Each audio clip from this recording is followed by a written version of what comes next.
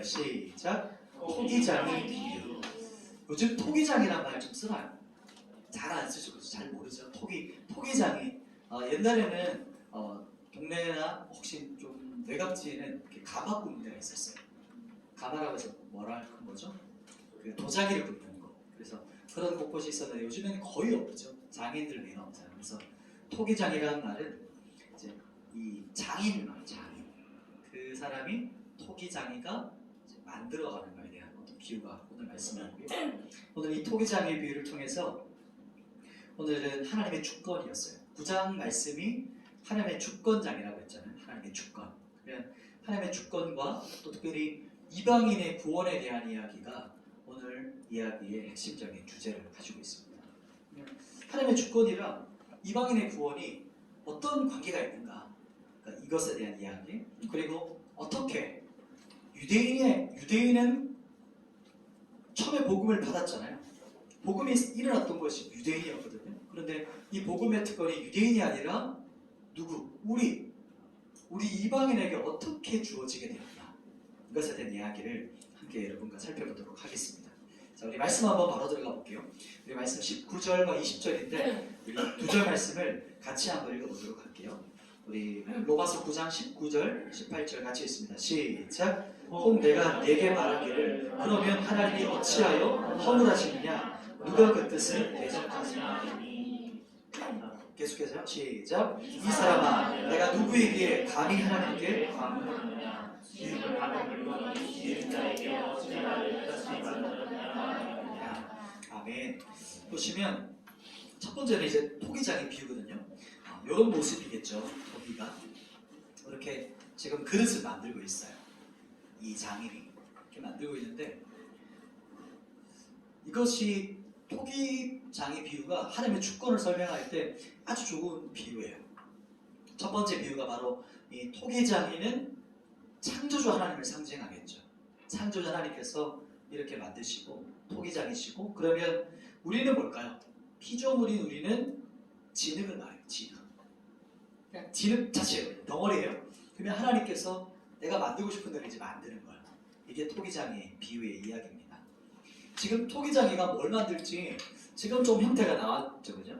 근데 이 모습 전에 진흙이었다면 토기장이가 딱 진흙을 보면서 뭘 만들까 이렇게 생각하는 거예요. 그리고 자기 안에서 계획하고 생각하고 예정한 대로, 우리 예정이라는 말 들어봤죠? 그래서 미리 계획한 대로 하나님께서 만드시는 거죠. 빚어가시는 거예요. 그러면 진흙 한 덩어리가 있어요. 얹어놓고 판에 올려놓고 돌리면서 만들잖아요. 그러면 토기장이는, 이 장인은 진흙을 만지면서 뭔가 생각하고 계획하고 만들어요. 그리고 너무 좋은 이 비유인데 토기장이 자기 마음대로 만드는 거죠. 그죠? 내가 원하는 모양, 내가 바라는 생각대로, 때로는 내가 이럴 때 써야 되겠다. 귀하게 쓰는 것도 만들기도 하고, 어떤 거는 천하게 쓰는 것도 만들 수 있는 권한이 누구한테 있어요? 장인한테 있어요. 토기장이. 이 장인에게. 그렇게 이제 예쁘졌죠? 컵이 이렇게 만들었대요. 우리는 피조물입니다. 토기장이 마음대로 만들 수 있어요. 이것을 뭐라고 하냐면 로마서 9장의 주권이라고 하죠. 토기장의 주권이에요. 쉬운 말로 토기장의 마음대로, 장인이 뜻하는 대로 라는 거예요. 최근에 이 비유보다 더 쉬운 비유가 하나 딱 뉴스에 나왔어요. 혹시 그 본 사람이 있을 것 같아요. 한 회장님이 자기 마을 고향 사람들에게 거금 돌린 거 알아요? 못 들었어요? 못 들었군요. 그런 일이 있어요. 제 기억이 1억이었나? 그래서 마을 사람들이 1억 포상금을 받았어요. 다들 1억 좀 쉽게 있나 보네요. 지금 있으세요? 아무도 안 놀라는데 갑자기 1억이 주어졌어요. 한 명씩이요. 놀랍잖아요. 그래서 그런데 또 한 가지 일이 있었어요. 왜냐면 요 마을에 회장님 그 자기 고향 마을에 1억씩 줬잖아요, 돈을. 그랬더니 옆마을에서 어떤 이야기가 나왔을까요? 우리는 왜 안 주냐? 이렇게. 이게 뭘까요? 우리는 왜 안 주냐? 이게 바로 로마서 9장이에요. 회장님 마음이죠. 맞죠? 회장님이 자기가 있는 돈을 아니 고향 사람들 보니까 자기가 주고 싶어서 준 거예요. 그럼 연마을 사람들에게 피해를 준 게 있습니까? 없죠. 본인이 가지고 있는 것으로 내가 원하는 대로 준 거예요. 뭐냐면 내가 은혜 베풀고 싶은 사람에게 은혜를 베푼 거예요. 내가 구원을 주고 싶은 자에게 구원을 준 겁니다. 이게 로마서 9장의 이 토기장의 비유, 또 최근에 있었던 그 이슈, 그 이야기의 비유예요. 그러면 회장님이 불의하십니까? 아니죠. 회장님 불공평합니까? 아니죠. 그죠? 자기 것으로 자기 마음대로 나눠준 거예요. 이게 바로 하나님의 주권을 말해요. 그런데 그런 하나님의 주권이 있음에도 불구하고 23절 한번 볼래요? 오늘 성경 23절 말씀에 어떻게 나오는가 한번 읽어보실까요? 자, 의미라고 생각하면 잘 읽어보세요. 23절 시작. 또한 영광받기로 예배하신 바 긍휼의 그릇에 대하여 그 영광의 풍성함을 알게 하고자 하였을지라도 무슨 말을 하리요? 아멘. 그분의 긍휼로 유대인에게 유대인 중에서뿐만 아니고 우리 이방인 중에서도 뭐냐면 구원받을 자를 불러내셨다라고 말해요. 이것은 하나님의 불구하고의 은혜를 말해요. 긍휼하심. 하나님의 긍휼로 일하신 거예요. 그것이 바로 이제 그 다음 절에 조금 더 자세히 설명하는데 한번 보도록 할게요. 우리 25절, 26절 말씀인데 어떤 모습인가? 이게 바로 하나님의 그럼에도 불구하고 하나님의 긍휼하심과 사랑이에요. 베풀지 않아도 돼요. 자기 거예요. 그러나 하나님께서 하나님 마음에 흡족한 대로 하나님 주권에 따라서 주시는 거예요. 이게 구원에 대한 이야기거든요. 그러면 이제 두 번째 오늘 이제 질문인데 어떻게 이방인이 우리에게 하나님의 자녀가 될 수 있었나? 이것에 대한 이야기인데 우리 25절, 26절 말씀 같이 한번 읽어볼게요. 25절, 26절입니다. 시작. 호세아의 글에도 이르기를 내가 내 백성 아닌 자를 내 백성이라 사랑하지 아니한 자를 사랑한 자라 부르리라. 너희는 내 백성이 아니라 한 그곳에서 그들이 살아계신 하나님의 아들이라 일컬음을 받으리라 함과 같으니라. 아멘. 두 번째는 어떻게 이방인인 우리가 하나님의 자녀가 될 수 있었나? 어떻게 우리가 구원받을 수 있었나? 여러분 한번 질문해 보세요. 제가 한번 질문해 볼게요. 여러분은 어떻게 구원받았죠? 여러분 구원의 확신이 있나요? 지금 이제 양육반이 이제 구원의 확신에 대한 것인데 내가 구원받았다는 확신이 있습니까? 하나님께서 나를 왜 구원하셨죠? 우리가 어떻게 구원받을 수 있었죠?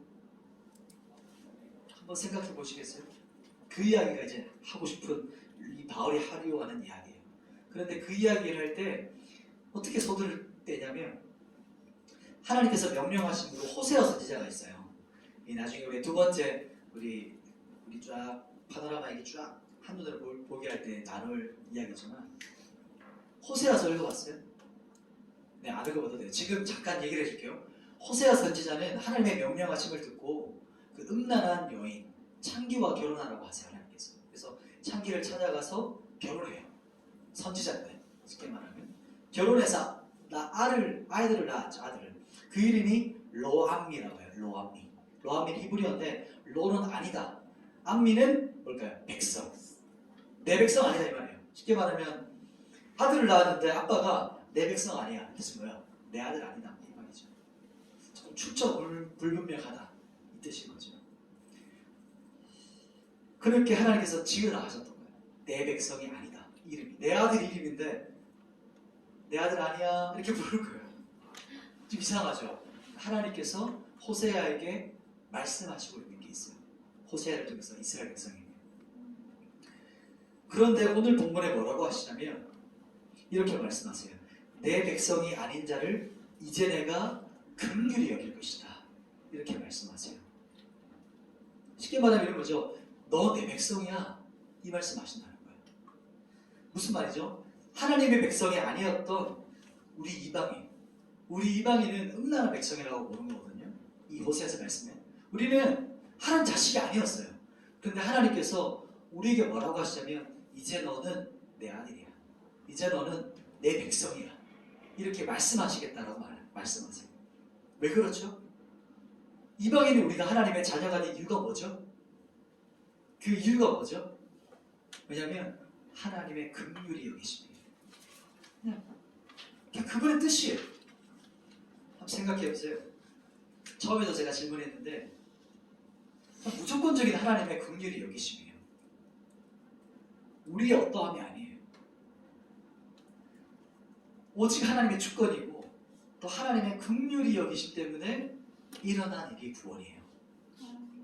이 긍휼이 여기심이 없었다면 어떤 일이 벌어졌을까요? 그 부분이 그 다음 절에 또 나와요. 보면 로마서 9장 29절인데 29절 말씀에 한번 읽어볼까요? 29절 우리 한 절 29절 같이 한번 읽어보도록 하겠습니다. 시작. 또한 이사야가 미리 말한 바 만일 만군의 주께서 우리에게 씨를 남겨두지 아니하셨다면 우리가 소돔과 같이 되고 고모라가 같았으리로다 함과 같으리라. 아멘. 하나님의 긍휼이 없었다면 우리는 이미 소돔과 고모라 같을 것이다 이렇게 말씀하세요. 이게 무슨 말이죠? 소돔과 고모라라는 이 도시는 마지막 때를 상징하는 그러니까 심판받는 그 도시를 상징하거든요. 소돔과 고모라가 특징이 어땠죠? 네, 알고 계시죠? 상상이 되시죠? 소돔과 고모라가 어떤 일이 있었냐면 동성 성관계뿐만 아니에요. 그냥 이게 너무 일상인 거예요. 동성 성관계가. 그리고 인신매매. 인신매매가 그냥 국가적인 단어로 일어나요. 그냥 눈앞에서 인신매매를 하고 사람이 죽어나가요. 그런데 더 충격적인 거죠. 이것을 아무도 신경 쓰지 않아요. 이런 일들을. 지금 이 시대에 세상의 끝이 이제 막 질주하는 거예요. 그런데 그 끝이 어디예요? 낭떠러지. 추락하는데 근데 이 스포츠카가 브레이크가 파열됐어요. 브레이크가 안 들어요. 그 모습을 마지막 때 모습을 말해요. 마지막 때가 되면 하나님의 긍휼과 자비의 손이 걷어져요. 지금은 어떤 시대냐면 지금은 은혜의 때예요. 지금 아직까지는 하나님의 은혜와 긍휼이 있어요. 그래서 하나님께서 구하는 자에게 믿음을 주세요. 그리고 회개하기 원하는 사람에게 회개할 수 있는 은혜를 내려주세요. 그런데 요한계시록에 나오거든요. 마지막 때가 되면 심판이 막 일어나요. 그런데 하나님의 자비와 긍휼의 손길이 걷어진단 말이에요. 그러면 사람들이 어떻게 반응할까요? 오히려 하나님을 욕을 해요. 하나님께 오히려 더 반역해요. 심판이 눈앞에서 일어나는데도 사람들은 멈추지 않고 죄를 향해 질주해요. 그러니까 그때가 이제 얼마 남지 않았어요. 우리 청년들이 우리가 지금은 열려 있으니까 항상 은혜의 담배가 열려 있잖아요. 믿고 싶으면 믿을 수 있고. 근데 항상 열려 있는 것 같지만 닫히는 때가 와요. 은혜의 때가 멈추는 때가 와요. 그것을 성경에서는 오늘 은혜의 때에 회개하라. 하나님께 나오라 이렇게 말씀하세요. 마지막 때가 되면 어떤 일이 벌어질까요? 잠깐 얘기한다면 이 모든 죄를 아무 거리낌 없이 일어나는 세상에서 일어나겠죠. 하나님의 긍휼과 자비의 손이 걷어지고 나면 죄가 거침없고 모든 죄가 합법화되는 것뿐만 아니고 이제는 그 죄를 죄라고 말하는 사람들을 가둬요. 그런 시대가 열려죠. 근데 이것을 넘어서서 이제는 문을 딱 열고 집 밖을 나가면 어떤 일이 벌어질까요? 눈앞에 펼쳐지는 자체가 그냥 헬이에요. 지옥의 일들이 막 펼쳐지는 거죠. 눈앞에서 살인, 강간, 폭력, 여러 가지 극악무도한 무자비한 일들이 눈앞에 펼쳐져요. 더 충격이 뭘까요? 아무도 관여하지 않아요. 그리고 우리가 보는 스크린에는 더 심한 일들이 막 펼쳐지겠죠. 양심 없이 눈앞에 스크린에서 그럴 일이 벌어져도 그냥 무덤덤한 거죠. 우리가 지금 헬이라고 하잖아요. 근데 지금 우리가 하고 있는 집을 좀 사기 어렵고 거의 못 살 수 있죠. 못 산다는 이 시대가 헬이 아니에요. 그리고 직장 구하기가 어려운 이 시대가 헬이 아니에요. 진짜 헬이 마지막 때 펼쳐질 거예요. 이 정도가 아니고. 그런데 그럼에도 불구하고 하나님의 주권이 우리 이방인 우리 버림받았던 하나님의 백성이 아니었던 우리에게까지 왔어요. 그래서 우리가 하나님의 자녀가 되었어요. 그 이야기 우리 마지막 이야기를 좀 해보고 싶어요. 왜 하나님은 이방인이 우리가 구원을 받고 오히려 하나님의 친백성이잖아요. 하나님의 원래 자녀였던 유대인들은 구원받지 못하죠. 성경이 그 이야기를 하고 있거든요. 이제 9장부터 9장, 10장, 11장 사도 바울은 유대인이에요. 자기 동족 이야기예요. 피를 토하면서 하고 있거든요. 그 이야기가 30절 말씀을 한번 보도록 합시다. 우리 로마서 9장 30절 말씀을 같이 한번 그 이야기를 이 주제를 생각하면서 이 마지막에 키워드 핵심이거든요. 그 이야기를 생각하면서 30절부터 쭉 한번 보도록 할게요. 30절 같이 읽습니다. 시작. 그런즉 우리가 무슨 말을 하리요? 의를 따르지 않은 이방인들이 의를 얻었으니 곧 믿음에서 난 의요. 여기서 30절 더 있나요? 네, 맞습니다. 30절. 믿음에서 난 의요 이렇게 말합니다. 왜 이방인은 구원을 얻었고 유대인들은 구원받지 못했을까요? 성경이 이렇게 말하죠. 처음 시작에 이렇게 말하죠. 우리가 무슨 말을 하리요? 이렇게 말하는 거예요. 감탄사하면서 이렇게 고백하는 거죠. 우리는 하나님의 주권적인 긍휼로 우리가 구원받았지 않습니까? 우리 무슨 말 하겠습니까? 이 뜻이에요. 우리 하나님 자녀가 되었는데 우리가 무슨 말 하겠습니까? 우리가 뭘 잘한 게 있습니까? 우리의 노력이었습니까? 우리가 뭔가 탁월했습니까? 우리의 공로가 있습니까? 이 질문이 아시겠죠? 우리가 자격이 있었나요? 우리가 뭔가를 잘했나요? 답이 뭘까요? 아니라는 거죠. No라는 거예요. Never. 아무것도 한 게 없어요. 결코 아니다. 이렇게 성경이 말하고 있는 거예요. 그러면 어떻게 우리가 구원받았죠? 도대체 어떻게 구원을 받을 수 있었게 된 겁니까? 오직 은혜죠. 오직 하나님의 주권적인 은혜로 우리가 구원을 받은 거예요. 긍휼히 여기심으로 구원을 받은 거예요. 오직 예수 그리스도를 믿음으로 우리가 무엇을 얻었죠? 믿음을 통해 얻게 되는 게 뭐였죠? 의롭게 여김을 받았어요.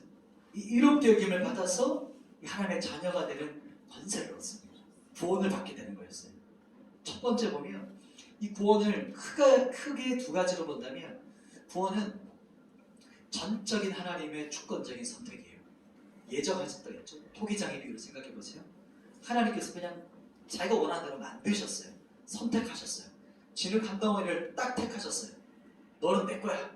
탁 올려놓고 하나님 원하시는 대로 빚으셨어요. 그리고 그분이 빚어서 하나님의 형상으로 만드셨는데 우리가 그분을 믿음으로 의롭게 여김을 받잖아요. 그러면 그 믿음은 어떻게 생긴 걸까요? 하나님이 주시는 선물이에요. 참 아이러니하죠. 믿음으로 구원을 얻어 라고 했는데 그 믿음도 누가 주세요? 하나님이 주세요. 처음부터 끝까지 하나님이 하시는 거예요. 구원의 영역들을. 그 이야기를 합니다. 우리가 예수 그리스도의 십자가의 죽으심과 부활하심을 믿음으로 구원을 받아요. 이게 나의 의가 되는 거예요. 그런데 복음을 받아들이지 않았던 민족이 누구였죠? 복음을 거부했던 민족. 유대인이었죠. 이스라엘이었어요. 그러면 왜 그랬습니까? 왜 유대인은 이 복된 소식, 이 복음을 거절하고 구원에서 떨어진 걸까요? 어떻게 이렇게 어리석을 수가 있을까요? 31절, 32절 볼까요? 31절과 32절 말씀을 같이 한번 읽겠습니다. 시작! 위의 법을 따라 이스라엘은 율법에 이르지 못하였으니 어찌가 아니라 이는 그들이 믿음을 믿지 않고 행위를 짜니라 우리 때문에 부딪혔느니라. 아멘. 지금 뭐라고 말해요? 31절 첫 부분에 뭐라고 말합니까? 의의 법을 따라갔다고 그래요. 율법을 따라갔다는 말이에요. 율법을 따라갔다는 말은 율법을 온전하게 빠짐없이 행해서 뭐를 얻기 원했을까요? 의롭다고 인정받기 원했던 거예요. 이 논리가 이해되세요? 자, 한번 다시 한번 생각해 보세요. 쉽게 말하면 하나님께서 주셨던 구체적으로 하면 하나님께서 주셨던 계명 뭐였습니까? 10계명이었죠. 10계명을 중심으로 613개의 하라 하지 말라가 있었어요. Do not. 하라는 명령, 하지 말라는 명령이 613개를 유대인들은 일일이 다 정리해놨어요. 그래서 유대인들은 이걸 지키기를 어떻게 했어요? 결정한 거예요. 왜 지키려고 했죠? 이 613개의 계명을 토라라고 해요. 구약을. 이 10계명과 613개의 계명을 지켜서 빠짐없이 지켜서 우리가 하나님 앞에 의로운 백성이라는 것을 인정받기를 결단한 거예요. 그 길을 선택한 거예요. 하스모니안 왕조라는 게 있어요. 예수님께서 오시기 전에 있었던 왕조예요. 중간사에서 나중에 우리 한번 살펴볼 거예요. 신약 넘어가기 중간사에 하스모니안 왕조로부터 이 영적 부흥운동이 일어났어요. 우리나라도 평양 대복이 있었던 것처럼 유대인들에게 있어서 영적 부흥이 일어났던 그 100년간의 왕조를 이뤘어요. 이 하스모니안 왕조가 로마에서 독립을 해서. 그런데 이 사람들은 뭐였냐면 율법을 지키려고 노력하는 경건주의 운동이었어요. 이렇게 살자. 우리 말씀을 지키자 이거였어요. 왜요?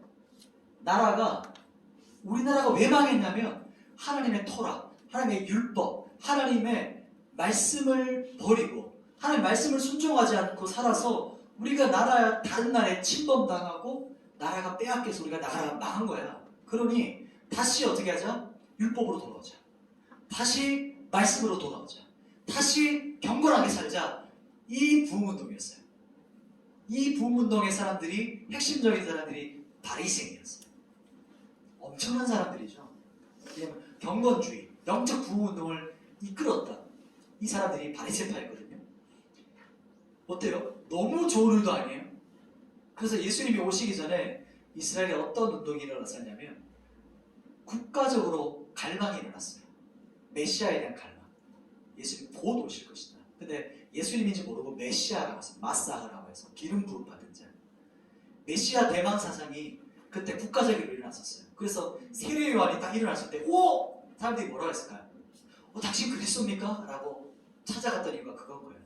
그때 영적 부흥기였거든요. 다시 회개하자. 너무너무 좋은 의도죠. 그죠? 그런데 이 너무너무 좋은 말씀을 지켜서 의롭게 되려고 하는, 말씀을 지켜서 나라가 다시 회복하려고 하는 이 좋은 의도, 인정받으려고 했던 거. 그런데 이 부흥운동의 가장 핵심과 꼭지점에 있었던 사람이 있었어요. 누구였을까요? 오늘 이 성경을 적은 사람. 사도 바울이에요.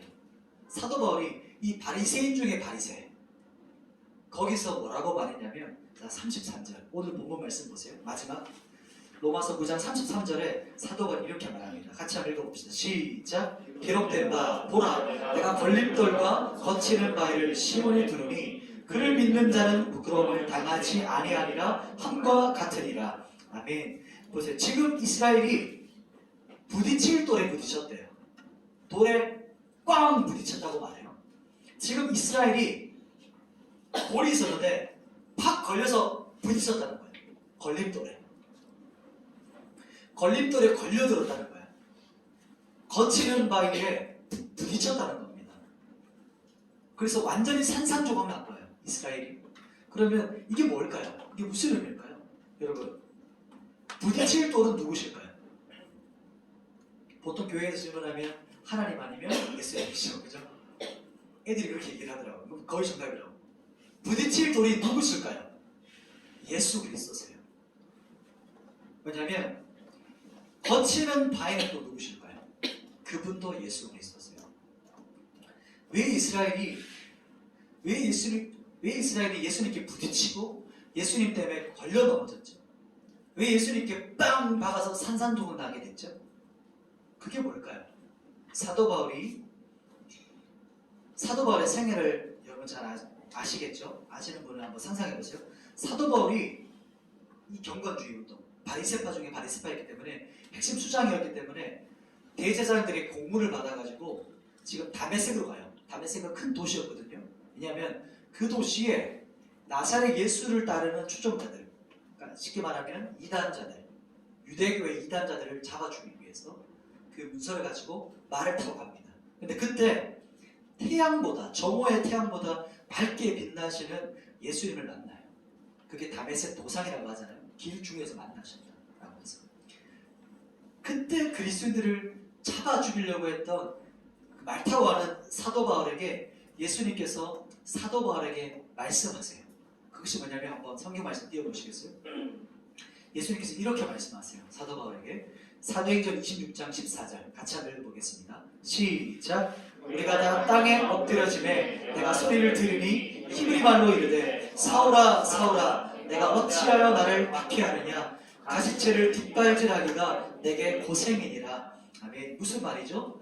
율법을 지키는 행위는 지금 여기서 말하는 것처럼 짐승이 밭을 갈잖아요.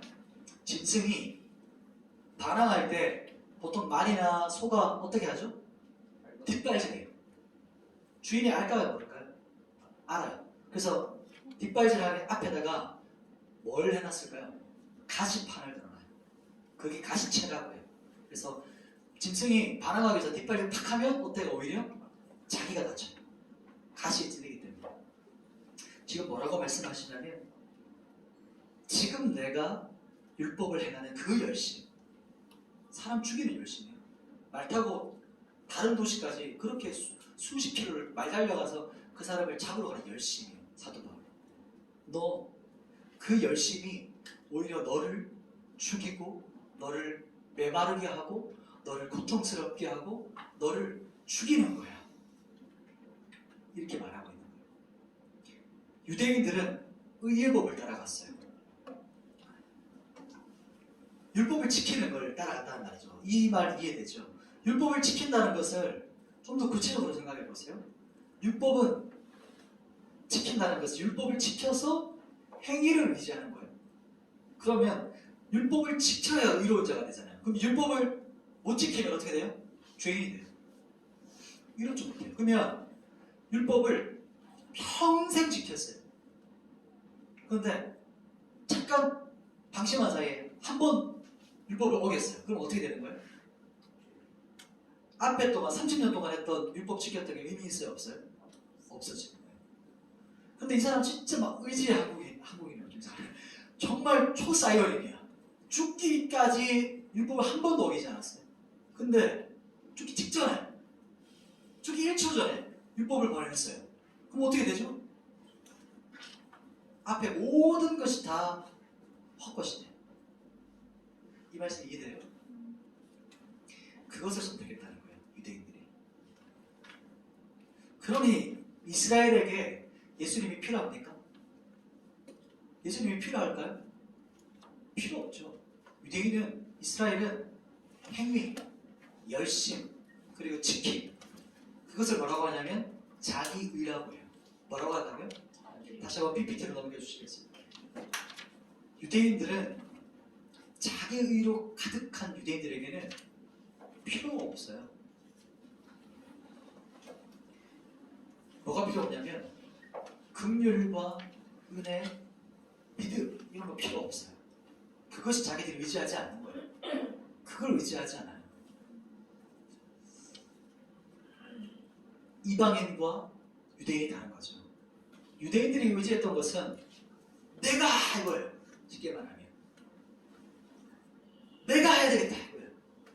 내가 할 수 있다 이거예요.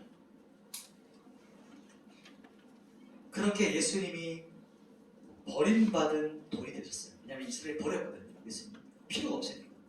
그런 거 필요 없어. 우리는 지켜서 할 거야. 노력해서 할 거야. 그래서 유대인이 넘어지게 하는, 버렸는데 그 돌이 유대인을 넘어지게 하는 돌이 됐어요. 그분이 예수님이시고 유대인들이 넘어졌던 그 돌이 되십니다. 왜 이방인은 구원을 받고 이스라엘은 구원받지 못했죠? 유대인은, 먼저 이방인은 앞에서 보는 것처럼 십자가의 죽으심과 부활을 믿었어요. 그래서 이 믿음을 의지했어요. 그러니까 예수 그리스도의 의를 의지했어요. 그러나 유대인들은, 이스라엘은 예수님의 의가 아니라 자기 의를 의지했어요. 내가 행하는 것, 율법에 행한 행위를 의지했다는 거예요. 그것이 넘어진 거죠. 우리가 볼 때 너무 어리석죠. 이것은 대항을 내가 수영해서 건너가야겠다라는 거 똑같은 거냐면 빨리 죽냐 늦게 죽냐의 차이밖에 없어요. 절대로 건널 수 없는 강이 율법의 바다예요. 말씀을 정리해 볼게요. 다 적었나요? 그렇죠. 말씀을 한번 정리해 보겠습니다. 오늘 토기장의 비유로 시작했어요. 하나님의 주권적인 손길. 우리 또 장로님이 댓글 달아주셨는데 하나님의 그 주권적인 손길 안에서 하나님 빚어가세요. 나중에 예레미야를 나눌 일이 있으면 이 부분에 대해서 조금 더 나누면 좋을 것 같아요. 이 토기장의 비유 안에 인생의 전체가 빚어가신 하나님. 여기서는 보면 창조주의 주권에 대한 포커스를 맞추고 있어요. 오늘 부분에서는. 그리고 우리는 피조물이다. 그러니 하나님의 마음대로 뜻하신 대로 그것이 주권이라고 말하는 거예요. 그래서 모든 것은 하나님의 주권에 달려있다는 것을 사도 바울이 말하는 겁니다. 두 번째는 우리가 이방인인 우리가 어떻게 하나님의 자녀가 될 수 있었나. 그것은 단 어떤 것도 없어요. 아무것도 없어요. 그저 하나님의 긍휼이 여기시네요. 우리 본당에 보면 우리 중고등부 주제가 이번에 하나님의 긍휼이거든요. 너무 딱 그 단어 볼 때마다 너무 좋아요. 하나님의 긍휼. 구원보다 앞서는 주님의 마음이 뭐냐면 긍휼하십니다. 사랑과 똑같은 의미예요. 긍휼이 여기십니다. 왜냐하면 하나님은 온 인류를 그냥 진멸한다 하셔도 그 누구도 하나님 앞에서 왜 이렇게 하십니까? 라고 할 문제가 없어요. 진멸하셔도 하나님은 공의로우신 분이세요. 그러나 그럼에도 불구하고 하나님은 긍휼히 여기셔서 이방인인 우리를 구원하기를 결정하셨어요. 그게 긍휼히 여기시면 그게 바로 우리를 당신의 자녀 삼아주신 분. 이게 바로 주권적인 하나님의 긍휼인데 진멸당해도 마땅한 내가 하나님의 긍휼로 구원받았어요.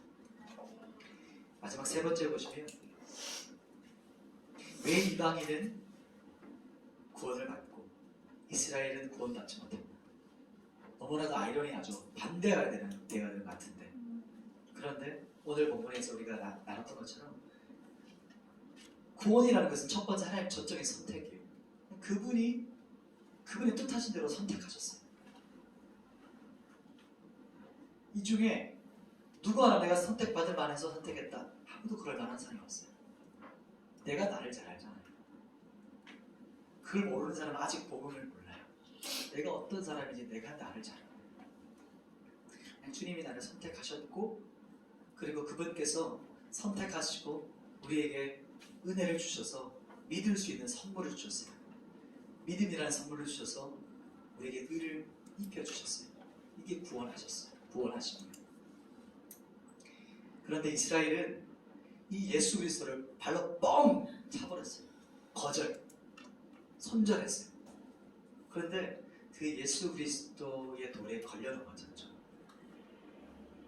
이스라엘은 자기 의를 의지했어요. 자기 행위, 노력, 열심. 여기까지 딱 나누고 딱 마치면 지금 청년들 머리표 이렇게 우리 만화 보면 이렇게 구름 이렇게 있잖아요. 이렇게 생각 떠오르는 것처럼 이럴 수 있어요. 저도 그럴 수 있거든요. 아, 유대인이 왜 이렇게 어리석지? 왜 이렇게 바보 같을까? 아니 어떻게 율법으로 유지할 수 있어? 한 번만 어기면 다 도루묵인데 어떻게 그런 걸 유지하고 할 수가 있지? 라고 생각하고 또 한 번 더 나가서 나랑 상관이 없는 참 오늘 말씀은 그래 9장 그런 내용이구나. 그냥 이 성경이 2000년 전에 그냥 성경 이야기, 신화 같은 이야기라고 혹시 그렇게 생각하는 청년 없나요? 오늘 참 유대인들이 바보 같죠? 어리석죠? 무슨 행위로 하나님께 구원을 얻으려고 해? 유전은 뭐 제대로 잘 못 나니까 그죠? 믿음으로 구원받아야 되는데 돈으로도 못 가요, 그죠? 아무것도 안 되는데 오직 믿음으로인데 왜 이럴까? 그렇게 생각할 수 있는데 그런데 우리가 잘 생각해보세요, 우리 청년들. 우리가 신앙생활을 오래 하다 보면 뭐 혹은 오래가 아니라도 우리가 신앙생활하다가 굳어지면 이렇게 어리석은 일로 빠져요. 아예 그냥 열심히 없으면 이런 여기도 안 빠져요. 그냥 아예 자체 관심이 없어요. 예배에 대한 관심이 없어요. 말씀에 대한 관심이 없어요. 그런데 뭔가 믿음이 있어. 그런데 어느 순간 굳어져요. 스스로 한번 진단해 보세요. 예배 드리는 게 기쁘세요? 예배 드린다. 와우! 기쁨! 즐거움! 생수! 기쁨이 일어난다. 그렇지 않고 예배 드린다. 비슷한 단어지만 다른 느낌의 반응이 있습니다. 이렇게 어리석은 길로 빠질 수가 있어요. 그 말은 뭐냐면 돌에 걸려 넘어질 수가 있어요. 왜냐하면 이런 거예요. 내가 성경을 많이 읽어요.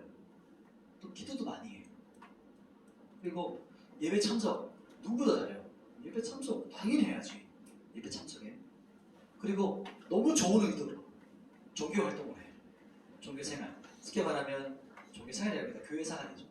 교회 생활을 너무너무 좋은 의도. 이 하스모니아 왕조로 인해서 부흥운동이 일어나가지고 바리새파가 일어났던 거죠. 말씀을 지켜요. 자기를 불같이 지키면서 말씀을 지키기를 결단했던 사람들이죠. 그래서 그런데 이런 오류에 빠져요. 왜 저 리더는 기도를 안 할까? 왜 저 오빠는 왜 성경을 안 읽지? 저기 저 누나는 아니면 저 동생은 왜 찬양을 안 하는 걸까? 기도를 하는데 왜 저기 타지? 라고 할 수가 생각할 수가 있어요. 오히려 이제 리더가 빠질 수 있는 거죠. 나는 이렇게 매주 예배도 참석하고 또 찬양팀으로 섬기고 있어요. 그럼 나는 지금 잘하고 있지. 그리고 난 하나님께 사랑받고 있고 인정받고 있는 거야 라고 생각할 수가 있어요. 그런데 신앙생활 하면서 즐거움이 없어요. 찬양팀을 섬기는데 찬양팀을 섬기지만 예배하지 않을 수 있어요. 어떤 말이죠? 연주는 할 수 있는데 하나님을 예배하지 않을 수 있다. 찬양, 노래를 할 수 있는데 진짜 하나님께 예배하지 않을 수가 있게 된다는 거예요. 자기 스스로 행하는 모든 활동이 있죠. 내가 지금 하고 있는 모든 활동들이 나를 걸려 넘어지게 하는 돌이 되어버리는 거예요.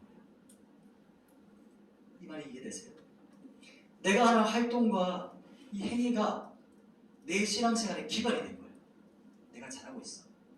나 지금 그래. 우리 주로 잘하고 있어. 스스로 막 이렇게 칭찬해 주는 거예요. 이걸 뭐라고 하죠? 자기의라고 해요. 하나님의 긍휼히 여기신 전적인 은혜. 우리가 구원받은 자녀가 됐잖아요.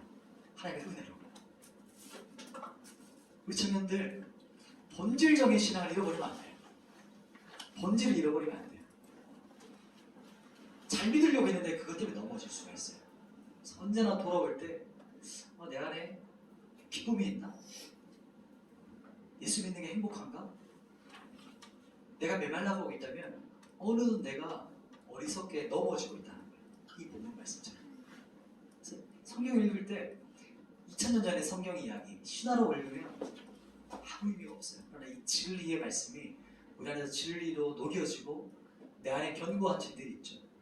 굳어져 있던 것들이 깨어지려면 계속 생각하셔야 돼요. 그리고 그 생각은 지금 이곳에 성령의 지혜와 계시의 영이 비춰지거든요. 그러면 우리의 지각을 열어주세요. 성령 지식이 많아지는 게 아니고 성령의 지식이 내 안에 내면화되는 거예요. 나를 깨기 시작하시는 거예요. 그게 지혜와 계시의 영이에요. 그러면 내가 은혜 받아요. 그러면 내가 깨어져요. 그리고 말씀이 내 안에서 살아 오래 하시는 거예요. 그래서 날성검처럼 말씀이 역사하시는 거예요.